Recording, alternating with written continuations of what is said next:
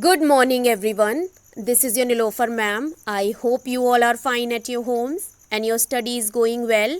So, as you all know that we are doing the syllabus of internal assignment A1. Our subject is science, and in today's video I will explain you the worksheet related to chapter 2.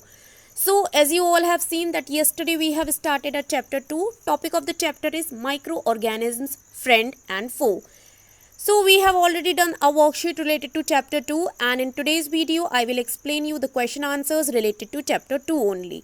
So before starting the work, you all have to mention today's date in your copies, that is 10 April 2021. With this you have to mention online classwork in your copies, and with this you have to mention chapter 2 in your copies.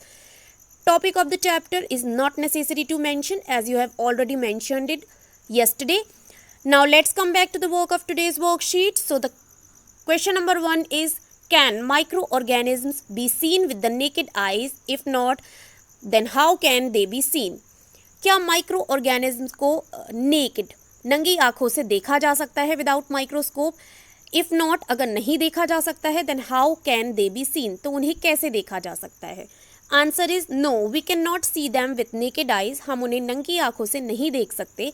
They can be seen with the help of the microscope. उनको केवल microscope की help से ही देखा जा सकता है, सूक्ष्मदर्शी की हेल्प से ही देखा जा सकता है. Question number 2 is, what are the major group of micro organism? Micro organism के मेजर ग्रुप कौन कौन से हैं? Answer is, the major group of micro organisms are bacteria, fungi, protozoa and algae. Question number 3 is, name the microorganism which can fix atmospheric nitrogen in the soil. Answer is, they are Rhizobium, Azobacter and blue-green algae which can fix atmospheric nitrogen in the soil. Question number 4 is, write 10 lines on the usefulness of microorganism in our life. हमारे जीवन में माइक्रोऑर्गेनिज्म्स की जो उपयोगिता होती है उस पर हमें 10 लाइन्स लिखनी है. Answer is, the usefulness of microorganisms are as follows. First is lactobacillus, a bacterium is useful in the formation of curd. एक प्रकार का बैक्टीरिया होता है लैक्टोबैसिलस जो दही को जमने में मदद करता है. Second point is, microorganisms like bacteria are also involved in making of breads and cheese etc. माइक्रोऑर्गेनिज्म्स जैसे कि बैक्टीरिया होते हैं, ये इन्वॉल्व होते हैं, ये ब्रेड्स और चीज़ को बनाने में हेल्प करते हैं. Third point is, they are also used in cleaning up of the environment. ये वातावरण की क्लीनिंग अप, सफाई में भी मदद करते हैं. Next point is, bacteria are also used in agriculture to increase fertility of a soil by fixing nitrogen. So जो बैक्टीरिया होते हैं वो खेती में भी मदद करते हैं, खेती में फसल की उपज को बढ़ाते हैं नाइट्रोजन को फिक्स करके. Next point is, micro organism like yeast are used for production of alcohol since ages. कई युगों से माइक्रो ऑर्गेनिज्म लाइक ईस्ट जो होता है उसका यूज़ किया जाता है एल्कोहल के प्रोडक्शन में. Next point is, they are use to make vaccine. Micro organism का यूज़ किया जाता है वैक्सीन बनाने के लिए. They are use to make antibiotics. Antibiotics बनाने में भी इनको इस्तेमाल किया जाता है.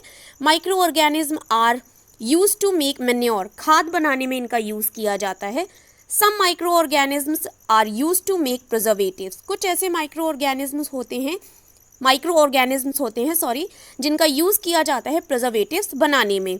About 50% of the atmosphere carbon dioxide is fixed by microorganisms. जो हमारा वातावरण है, एटमॉस्फेयर है, उसमें लगभग 50% कार्बन डाइऑक्साइड जो है वो माइक्रो ऑर्गेनिज्म्स के द्वारा फिक्स की जाती है. Next is question number 5, right a short paragraph on the harms caused by micro organisms. Micro organisms से कौन से हार्म्स होते हैं, कौन सी हानियाँ होती हैं, उन पर एक शॉर्ट पैराग्राफ लिखना है. So these are points which can tell that how microorganisms can harm us. First point is, many communicable diseases such as cholera, TB, common cold, chickenpox are caused by microorganisms.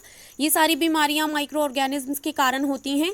Second point is, malaria is caused by microorganisms called plasmodium carried by female anopheles mosquitoes. So malaria जो होता है वो एक micro organism के कारण होता है जिसका नेम होता है प्लाज्मोडियम, जो किसके द्वारा कैरी किया जाता है, जो फीमेल एनोफिलीज मॉस्क्यूटो होते हैं उनके द्वारा ये जो माइक्रो ऑर्गेनिज्म है वो कैरी किया जाता है। Next point is mosquito act as a carrier of dengue viruses. Mosquito क्या करते हैं, डेंगू वायरस को फैलाते हैं। Next is anthrax is dangerous human and cattle disease caused by bacterium called bacillus anthracis. So anthrax जो है वो एक बहुत खतरनाक बीमारी है जो ह्यूमन में होती है और कैटल में भी होती है, जिसका कारण होता है बैक्टीरियम, जिसको कहा जाता है bacillus anthracis.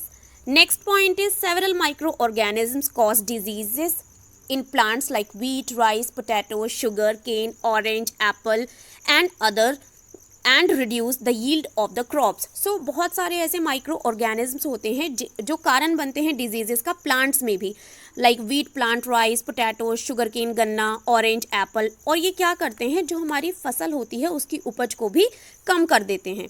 Last point is food poisoning is also caused by microorganisms making food poisonous by producing toxic substance in food। Microorganism क्या करते हैं, ये भी एक कारण होते हैं हमारे फूड को जहरीला बनाने के लिए। ये हमारे फूड में जहरीले सब्सटेंस तत्व पैदा कर देते हैं।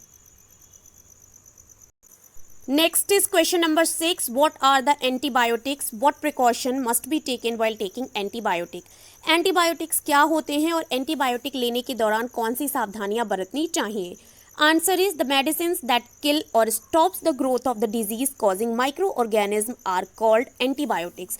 ऐसी मेडिसिन जो क्या करते हैं, किल कर देती हैं और ऐसी डिजीजेस को स्टॉप कर देती हैं, रोक देती हैं, जो माइक्रो ऑर्गेनिज्म के कारण होती हैं, उन्हें एंटीबायोटिक कहा जाता है।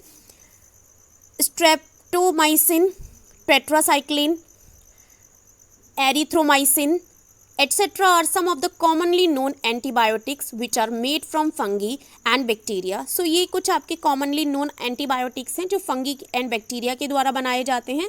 They are manufactured by growing specific microorganisms and are used to cure a variety of disease. ये बनाए जाते हैं, बहुत कुछ स्पेसिफिक माइक्रो ऑर्गेनिज्म होते हैं, उनको ग्रो करने के बाद बनाए जाते हैं और इनका यूज़ किया जाता है कई प्रकार की डिजीज़ को क्योर करने के लिए। So what precautions must be taken while taking antibiotic? Precautions, let's see. These medicines should be taken only on the advice of qualified doctors. Antibiotics केवल आप एक क्वालिफाइड डॉक्टर की एडवाइस पर ही लेना चाहिए आपको। Next point is one must finish the course prescribe by the doctor. एक व्यक्ति को डॉक्टर के द्वारा प्रिस्क्राइब किया गया कोर्स फिनिश करना चाहिए। And the last point is if anybody takes antibiotics when it's not needed his her body में develop resistant against that antibiotic. अगर कोई व्यक्ति एंटीबायोटिक लेता है जिसकी उसको ज़रूरत नहीं है, तो उसकी बॉडी क्या करती है, उस एंटीबायोटिक के खिलाफ विरोध स्टार्ट कर देती है कि बॉडी को वो सूट नहीं करता है। So these are the question answers of science which I have explained you. I hope everything is clear to all of you. If still any confusion is there, so you can ask on the Zoom meeting also. I'll meet you in the another explanation video. Till that, keep learning, stay home, stay safe. Bye bye everyone.